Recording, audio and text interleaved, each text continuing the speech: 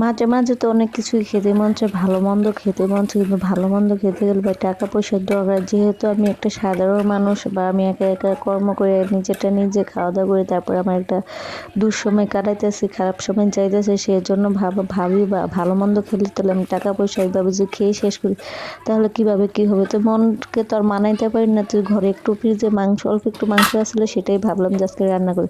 এলে বুড়ান কি অবস্থা আছে, সবাই ভালো আছেন, আমিও ভালো আছি। আজকে গরুর মাংস ভুনা করবো, সেটাই আজকে আপনাদেরকে সাথে শেয়ার করব।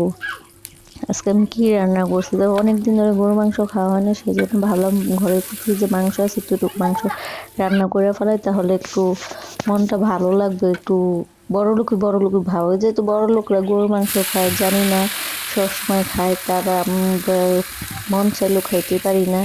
সেজন্য অল্প একটু ঘরে আসলো, সেটাই ভাবলাম যে রান্না করে ফেলাই। তো প্রথমে আমি পেঁয়াজটা ভালো করে ব্রাউন কালার করে ভেজে নিয়েছি। আমি যেটা করি, আমি যে গরম মশলা বেশি একটা খাই না, আমি পাঁচফোড়নটা অ্যাড করে দিলাম। পাঁচফোড়নটা দিলে আমার কাছে অনেক ভালো লাগে। তো পরিমাণ মতো আদা রসুন বাটা, হলুদ বাটা, মরিচের গুঁড়া, লবণের কুচি সব কিছু দিয়ে দিলাম, দিয়ে এখন ভালো করে নাড়াচাড়া করে ভালো করে কষিয়ে নিব। ভাই আমরা সাধারণ মানুষ কি করব, গরুর মাংস খাইতে গেলে টাকা গোনা লাগে, ভালো মন্দ খেতে গেলে টাকা গোনা লাগে। তো যেটাই করি সেটাই হিসাব করে করা লাগে। যেহেতু আমরা সাধারণ মানুষ, এত কিছু কোথায় পাবো। মরিচের গুঁড়ো একটু কম হয়ে গেছিলো, ভাবলাম যে আর একটু দিয়ে মাংস তরকারি একটু ঝাল ঝাল না হলে ভালো লাগে না। যেহেতু এটা আমি ভুনা করবো, ভুনা মাংসটা একটু ঝাল ঝাল হলে ভালো লাগে।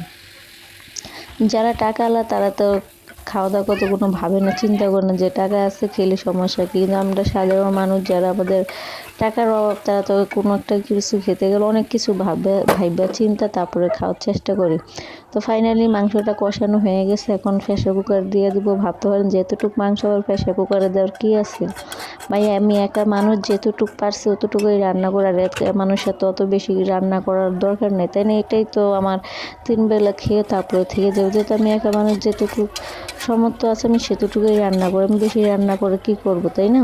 তো এতটুকু মাংসই আমি প্রেসার কুকারে দিয়ে দিছি, দিয়ে এখন ভালো করে এটা ঢাকনা দিয়ে দিব, দিয়ে আমি সিটি দিব। কিন্তু অনেক সময় শুনি মানুষ 1-2টা সিটি দেয়, কিন্তু আমি 1-2টা সিটি দিন, আমি নিম্নে 10টা-12টা সিটি দিই, তারপরে মাংসটা একটু ভালো করে সিদ্ধ হয়। কিন্তু ভাই মানুষ কীভাবে যে বলে যে অল্প একটু সিটি দিলে হয়ে যায়, 2-3টা আগে।